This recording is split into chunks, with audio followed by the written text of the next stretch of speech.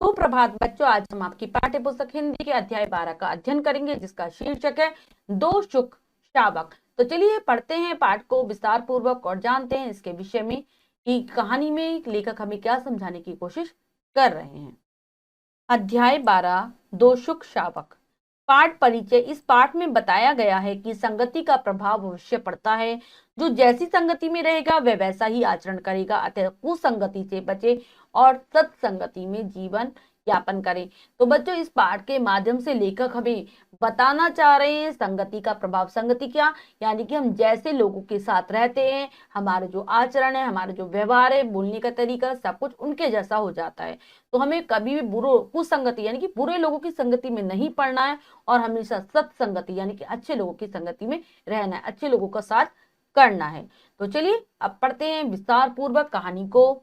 एक वृक्ष पर तोते के दो बच्चे रहते थे। दोनों एक ही जैसे थे, हरे हरे पंख, लाल चोंच, चिकनी और कोमल देह। जब बोलते तब दोनों के कंठ से एक ही जैसी ध्वनि निकलती थी। एक का नाम था सुपंखी और दूसरे का नाम सुकंठी। तो कहानी है एक जंगल में एक पेड़ पर रहने वाले दो तोतों की। दो बच्चे थे, दोनों बिल्कुल देखने में एक जैसे थे। दोनों का एक जो रंग रूप था वो भी बिल्कुल समान था, हरे हरे पंख, लाल लाल चोंच, चिकना और कोमल उनका शरीर था। और जब वह दोनों बोलते थे तो जो उनका गला है उससे एक समान ही स्वर निकलते थे। उनमें से एक का नाम सुपंखी और दूसरे का नाम सुकंठी था। सुपंखी और सुकंठी दोनों के व्यवहार और बोली में कोई अंतर न था। दोनों साथ साथ सोते जागते, साथ साथ दाना चुगते, पानी पीते, दिन भर फुदकते रहते। रात सुख स्वप्नों में बीत जाती और दिन खेलने कूदने चहकने में। बड़े सुख से दोनों का जीवन बीत रहा था, पर यह सुख का जीवन आगे भी सुख से बीत पाता तब न। क्या होता है, दोनों का बिल्कुल जो व्यवहार था, दोनों एक प्रकार का व्यवहार करते थे। दोनों की किसी भी चीज में, बोली में, व्यवहार में किसी प्रकार का कोई अंतर नहीं था।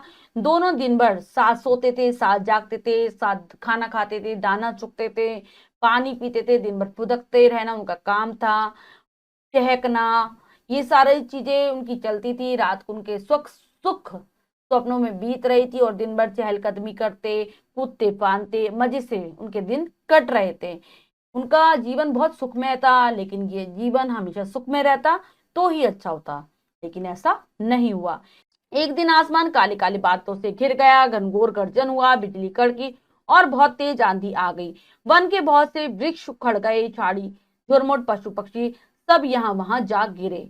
ऐसे में सुपंखी और सुकंठी भला कैसे बच पाते। वे तो नन्हे थे, अभी बच्चे ही थे।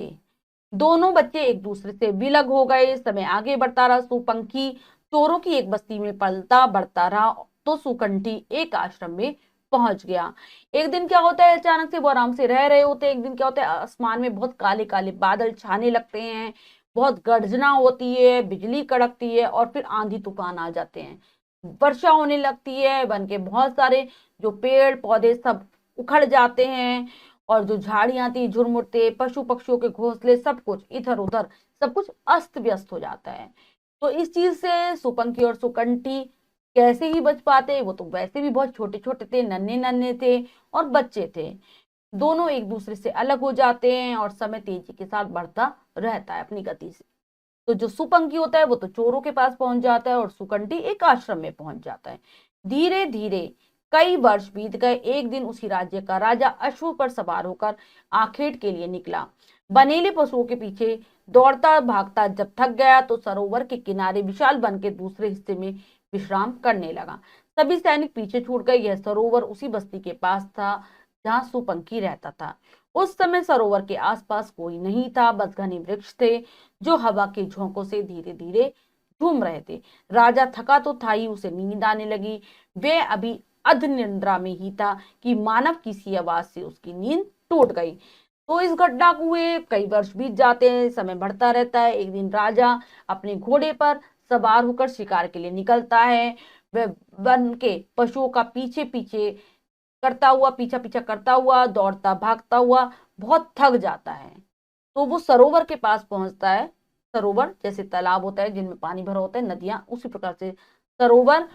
तो वो सरोवर के किनारे जो कि वन के दूसरे हिस्से में पड़ता था, वहां पर जाकर आराम करने लगता है।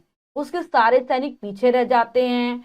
और जो ये सरोवर था उसी बस्ती के पास था जहां पर सुपंखी रहता था। सुपंखी जो कि चोरों की बस्ती में रहता था। जब राजा सरोवर के पास पानी पीने के लिए जाता है तो वो देखता है आसपास कोई नहीं था। वो पानी पी लेता है। बस उसे आसपास कुछ घने वृक्ष दिखाई देते हैं और हवा के, जो कि हवा के जब झोंके चल रहे थे वो वृक्ष झूम रहे थे। तो राजा तो बहुत थका हुआ था इतनी अच्छे से वातावरण को देखकर कि वृक्ष धीरे धीरे झूल रहे हैं, झूम रहे हैं। उसे नींद आने लगती है। वो सोचता है कि चलो वृक्ष के पास बैठकर ही मैं आराम कर लेता हूँ। अभी वो आधी ही निद्रा में पहुंचा था कि उसे ऐसी आवाज सुनाई देती है जैसे कि कोई मानव धीरे धीरे बोल रहा हो, कोई मनुष्य, किसी आदमी की आवाज धीरे धीरे आ रही हो, और उसकी नींद टूट जाती है क्योंकि वो पूरी नींद में नहीं गया था। राजा ने इधर उधर देखा, कोई नहीं था। तभी वही आवाज फिर सुनाई पड़ी, पकड़ो पकड़ो यह व्यक्ति जो सोया है। राजा है, उसके गले में मोतियों की माला है, अनेक आभूषण अलंकार हैं, इसके पास लूट लो, सब कुछ लूट लो। तो राजा इधर उधर देखता है तो उसे कोई भी नहीं दिखाई देता, लेकिन उसे आवाज फिर से आती है और आवाज थी, पकड़ो पकड़ो यह व्यक्ति जो सोया हुआ है वो राजा है, इसके गले में मोतियों की माला है, बहुत सारे आभूषण है, इसके पास जेवर हैं, गहने हैं, इसको लूट लो, सब कुछ लूट लो इसका, इसे मारकर झाड़ी में डाल दो। राजा हड़बड़ाकर उठ बैठा। सामने पेड़ की डाल पर एक तोता बैठा था, वही कर्ण कटु वाणी में यह सब कुछ बोल रहा था। राजा घबराकर उठकर बैठ जाता है। तभी वो देखता है कि सामने के पेड़ पर एक तोता बैठा हुआ है और वही कानों को चुभने वाली वाणी में, कड़वी वाणी में ये सारी चीजें बोल रहा है। राजा को आश्चर्य हुआ, उस साथ ही उसे भय भी लगा। वह उठ खड़ा हुआ, अपने अश्व पर सवार हुआ चलने लगा। तो तोता फिर बोला, राजा जाग गया, देखो देखो वह भागा जा रहा है, पकड़ो इसे। लो राजा गया, अलंकार भूषण गए, सब कुछ गया, कोई पकड़ ही नहीं रहा है। तो राजा ने जब ये सारी चीजें सुनी तो उसे बहुत आश्चर्य हुआ, हैरानी हुई कि तोता ऐसे बोल रहा है। और साथ ही साथ उसे डर भी लगने लगा। वह अपने घोड़े पर सवार होकर वहां से चल जाने लगता है। तो फिर उसे तोते की आवाज आती है। वो बोल रहा होता है कि राजा जाग गया है, देखो वह भागा जा रहा है, पकड़ लो इसे। राजा चला गया, सारे अलंकार और आभूषण गहने भी सब चल कुछ चले गए, कोई पकड़ ही नहीं रहा है। राजा उस स्थान से बहुत दूर निकल गया और एक पर्वत की तलहटी में जा पहुंचा। पर्वत की तलहटी में ऋषियों का एक आश्रम था। राजा उस स्थान से दूर अपने घोड़े पर सवार होकर निकल जाता है। तभी पर्वत के जो निचला वाला हिस्सा है, जो तलहटी होती है, उसमें मैदानी भाग में उसे एक ऋषियों का आश्रम दिखाई देता है। आश्रम में उस समय सन्नाटा छाया हुआ था। सभी ऋषि मुनि भिक्षाटन के लिए गए हुए थे। राजा का तन मन विशुद्ध तो था ही, सोचा यहीं विश्राम करूं। उसने जो ही आश्रम में प्रवेश किया, उसे एक वैसी ही मानव की सी आवाज सुनाई पड़ी, आइए राजन, आइए ऋषियों के इस पावन आश्रम में आपका स्वागत है। तो देखता है वो कि जो आश्रम है वहां पर बहुत ही शांति छाई हुई है, क्योंकि जो सारे ऋषि थे वो भिक्षा के लिए गए हुए थे। तो तभी राजा को अपना, क्योंकि वो बहुत थका हुआ था और उसका जो तन तन तो थका हुआ था और जो मन था वो बहुत विक्षुब्ध था, बहुत दुखी था। तो उसने सोचता है कि मैं थोड़ी देर यही विश्राम कर लेता हूँ, यही आराम कर लेता हूँ। जैसे ही वो आश्रम के अंदर जाता है, उसे फिर वैसी ही आवाज, मानव की जैसी आवाज सुनाई पड़ती है, जो कह रहा होता है, आइए राजन, ऋषियों के इस पवित्र आश्रम में आपका स्वागत है। राजा ने चकित होकर सामने की ओर देखा। वृक्ष की डाल पर बैठा एक तोता राजा का स्वागत कर रहा था। प्रथम दृष्टि में तो राजा को यही लगा कि यह वही तोता है जो सरोवर के किनारे मिला था। वही आकार प्रकार, राजा पुनः ध्यान से उसे देखने लगा। तो राजा को फिर से आश्चर्य होता है। तो सामने उसे पेड़ पर एक तोता बैठा हुआ दिखता है और वो राजा का स्वागत कर रहा होता है। राजा जब पहली बार उस तोते को देखता है तो वो समझता है कि वही तोता है जो उसे पहले भी मिला था, नदी तालाब के किनारे मिला था, सरोवर के किनारे मिला था, क्योंकि वो बिल्कुल हूबहू उस तोते के जैसा ही था। राजा फिर उसे देखता है। तोता फिर बोला, राजन आप चकित क्यों हैं? इस आश्रम का आतिथ्य ग्रहण कीजिए, आप थके हैं, विश्राम कीजिए, जलाशय से जल पीजिए, आपको भूख भी लगी होगी, आश्रम के फल ग्रहण कीजिए। तोता पूछता है राजा से कि आप क्यों इतने आश्चर्यचकित मुझे दिखाई दे रहे हैं, क्यों आप इतने हैरान हैं? आप जो आश्रम का जो आतिथ्य है, यानी कि आदर सत्कार है, उसको ग्रहण कीजिए, आप बहुत थके हुए लग रहे हैं, आप आराम कीजिए, जो जलाशय से है उससे पानी पीजिए, आपको भूख भी लग रही होगी, आश्रम में जो फल रखे हैं आप उनको खा लीजिए। राजा सोचने लगा, नहीं, यह तोता वह नहीं है जो सरोवर के किनारे मिला था। इसकी वाणी कितनी मधुर है, कितनी कोमल है, और वाणी में कितनी विनम्रता और शिष्टता है। राजा बार बार अपने मन में यही विचार कर रहा था कि ये तोता वो नहीं हो सकता जो मुझे अभी तालाब के किनारे मिला था, क्योंकि उसकी वाणी तो एकदम कटु थी, बहुत कड़वी थी, लेकिन इसकी वाणी बहुत ही मीठी है, बहुत ही कोमल है, और ये कितनी विनम्रता के साथ, शिष्टाचार के साथ मुझसे व्यवहार कर रहा है, बहुत ही नम्रता के साथ मेरे सामने पेश आ रहा है। तोता फिर बोला, राजा, राजन, आप किस संकोच में पड़ गए? आश्रम में प्रवेश कर हम पर कृपा कीजिए। तोता फिर राजा से पूछता है कि आप क्या संकोच कर रहे हैं, आपके मन में क्या संदेह है, और आप आश्रम में आइए और हमारी सेवा को ग्रहण कीजिए और हम पर कृपा कीजिए। राजा बोला, तुम्हारी मधुर वाणी सुनकर मैं दुविधा में पड़ गया हूं। अभी कुछ समय पूर्व मुझे सरोवर के किनारे भी एक तोता, राजा तोते से कहता है कि तुम्हारी इतनी मीठी मधुर आवाज को सुनकर मुझे दुविधा हो रही है, यानी कि मैं समझ नहीं पा रहा हूँ कि मैं जो मैंने पहले देखा था वो सच है या फिर जो मैं देख रहा हूँ वो सच है, क्योंकि कुछ समय पूर्व मुझे सरोवर के किनारे तोता, राजा इतना ही कह पाया था कि तोता कहता है। इतना सुनते ही तोता बोल उठा, मैं सब समझ गया। वह मेरा जुड़वा भाई सुपंखी है और मैं हूँ सुकंठी। एक ही माँ से जन्म लेकर हम दोनों एक परिवेश में नहीं रह पाए। समय का ऐसा चक्र चला कि दोनों अलग थलग हो गए। वह वहां चोरों की बस्ती में पला बड़ा और मैं यहाँ ऋषियों के आश्रम में। तो तोता सारी बात समझ जाता है राजा के कहते ही, और वो बताता है कि वो और उसका, हम दोनों जुड़वा भाई, बताता है कि वो तोता उसका जुड़वा भाई है, उसका नाम सुपंखी और मेरा नाम सुकंठी है। हमने एक माँ से जन्म लिया है, लेकिन हम एक ही प्रकार का रहन सहन नहीं पाल सके। हमारा जो परिवेश था, हमारा जो पालने का जो ढंग था, वो बिल्कुल अलग अलग हो गया, क्योंकि समय ने ऐसी गति दिखाई कि हम दोनों एक दूसरे से अलग अलग हो गए। वो चोरों की बस्ती में पाला पोसा गया और मैं आश्रम में। कहते कहते सुकंठी थोड़ा सा रुका, फिर सुखी स्वर में बोला, राजन, सुपंखी मेरा भाई है, दो चार बार मुझे मिला भी। मैंने बहुत चाहा कि वह मेरे पास इस पावन आश्रम में आ जाए, परंतु राजन, उसे आश्रम का वातावरण रुचिकर नहीं लगा। जानते हैं क्यों? वह मुझसे अलग होकर सदैव चोरों की बस्ती में रहा। वहीं की वाणी, वहीं का परिवेश और वहीं का आचरण उसके भीतर रच बस गए हैं। तो क्या कहता है कि सुकंठी बहुत दुखी होते हुए राजा से कहता है कि वो मेरा भाई है और वो मुझे कई सारी बार मिला भी है। मैंने उससे कहा कि तुम भी मेरे साथ चलकर इस पवित्र आश्रम में रहो, लेकिन उसे यहाँ का वातावरण, यहाँ का जो परिवेश है, वो बिल्कुल भी अच्छा नहीं लगता। और ऐसा इसलिए हुआ है कि वो हमेशा से चोरों के पास रहा है, चोरों की बस्ती में रहा है। वहीं के लोगों की वाणी, वहीं जो वहां के लोग बोलते हैं, वहां का जो रहन सहन है और वहीं के लोगों का व्यवहार उसे अच्छा लगता है, वो ही उसके अंदर रच गए हैं, बस गए हैं।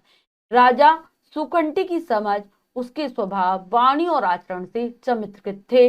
वे आश्रम में प्रवेश कर रहे थे और धीरे धीरे गुनगुना रहे थे। राजा सुकंठी की बातों से बहुत प्रभावित हुए। वो सोचने लगे कि ये कितना बुद्धिमान है, उसका स्वभाव कितना अच्छा है, वाणी कितनी मधुर है, और जो उसका आचरण है वो भी कितना मन को मोहने वाला है। वो क्या थे, वो इससे बहुत प्रभावित हुए थे, चमत्कृत हुए थे। उन्हें ये सब कुछ चमत्कार जैसा लग रहा था, और वे आश्रम के अंदर आ रहे थे और अपने मन ही मन में एक गीत गुनगुना रहे थे। गीत था, दो शुक शावक, दोनों का ही रूप रंग है एक समान, एक से पंख एक से कंठ है, अंग ढंग सब एक समान। क्या कह रहे हैं? दो तोतों के बच्चे हैं, दोनों के रूप रंग सब कुछ समान है, उनके एक से पंख है, एक से कंठ है, और सब चीजें बिल्कुल एक समान है। पर है एक की वाणी कर्कश, एक मधुर है शहद समान, एक में भरा असाधु भाव है, एक में साधु वचन और ज्ञान। क्या कह रहे हैं? लेकिन उनमें क्या अंतर है? एक की तो एकदम कठोर वाणी, कर्कश वाणी है जो कि कानों को चुभती है, और एक की एकदम मधुर शहद के समान बोली है। एक में क्या है? बुराइयां हैं, असाधु भाव है, सबका बुरा चाहता है वो, और दूसरा सबका अच्छा चाहता है। उसके वचन इतने मधुर है, उसके अंदर ज्ञान है। जैसी संगति वैसी ही मति, गति नति सब देता परिवेश, व्यक्ति सदा वैसा ही जैसा वातावरण काल और देश। कैसा कह रहे, क्या कह रहे हैं राजा आगे कि जैसी जिसकी संगति, यानी कि जैसे लोगों के साथ जो रहता है उसकी वैसी ही बुद्धि हो जाती है। मति मतलब बुद्धि हो जाती है। सारे चीजें, गति यानी कि उसके सारे कार्य करने का तरीका, सब कुछ जो भी वो करता है, ये सारी चीजें उसे परिवेश से यानी कि जहां वो रहता है उससे मिलती है। व्यक्ति वैसा ही बनता जाता है, व्यक्ति सदा वैसा ही, जैसा व्यक्ति हमेशा वैसा ही बनता है जैसे वातावरण में, जिस काल में और जिस देश में रहता है। सब चीजों का, उसका जो रहन सहन है, उसकी जो संस्कृति है, सभ्यता, सबका उस पर प्रभाव पड़ता है। जैसा देश वैसा भेष, ये कहावत भी है हमारी। तो इस पाठ के माध्यम से बच्चों हमने सत्संगति के महत्व को जाना कि अगर हम अच्छे लोगों के साथ रहेंगे तो अच्छे बनेंगे और बुरे लोगों के साथ रहेंगे तो बुरे बनेंगे, हमारा व्यवहार भी उसी के अनुरूप होगा। अब हम पाठ के शब्दार्थ कर लेते हैं। देह, शरीर, आखेट, शिकार, विशुद्ध, थका हुआ, दुविधा, असमंजस, मति, बुद्धि, विलक, अलग, कर्ण, कटु, कानों को बुरा लगने वाला, पावन, पवित्र, चमत्कृत, चकित, विश्राम, आराम, संकोच, संदेह, कर्कश, कठोर। सभी बच्चे पाठ के शब्दार्थों को अच्छे से याद करेंगे जिससे आपको पाठ समझने में आसानी रहेगी। अब हम पाठ का अभ्यास कार्य कर लेते हैं। पहला प्रश्न है बहुविकल्पीय प्रश्न। तो चलिए प्रश्न को पढ़ते हैं और उसे करने की कोशिश करते हैं।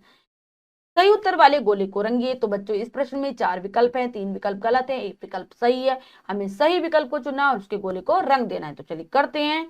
राजा की नींद टूटने का कारण था आंधी, जंगली जानवरों की आवाज, मानव की सी आवाज, इनमें से कोई नहीं। तो राजा की जो नींद टूटने का कारण था वो मानव की सी आवाज। सी विकल्प सही है, लगाएंगे सी विकल्प पर।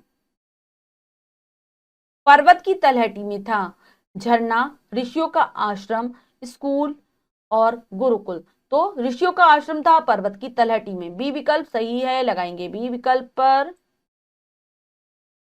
वृक्ष की डाल पर बैठा हुआ था कुआ, मोर, तोता, हंस। तो वृक्ष की डाल पर तोता बैठा हुआ था। सी विकल्प हमारा सही है, लगाएंगे सी विकल्प पर।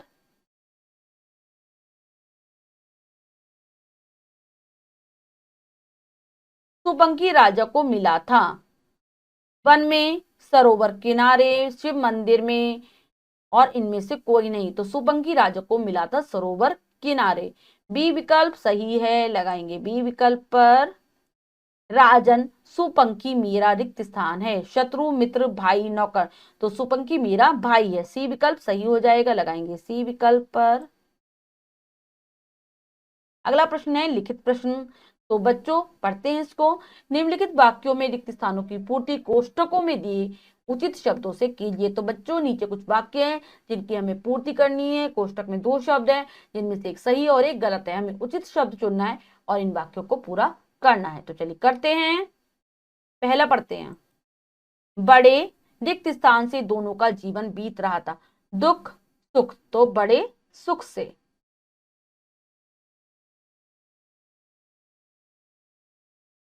राजा अश्व पर सवार होकर रिक्त स्थान के लिए निकला। तो किसके लिए निकला था राजा? आखेट यानी कि शिकार के लिए।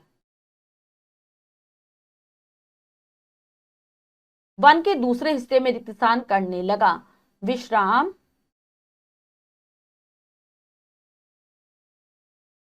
विश्राम करने लगा।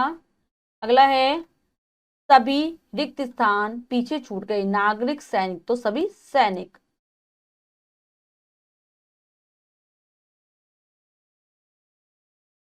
जो हवा के झोंकों से रिक्त स्थान झूम रहे थे, जोर जोर से, धीरे धीरे। तो क्या जगह? धीरे धीरे।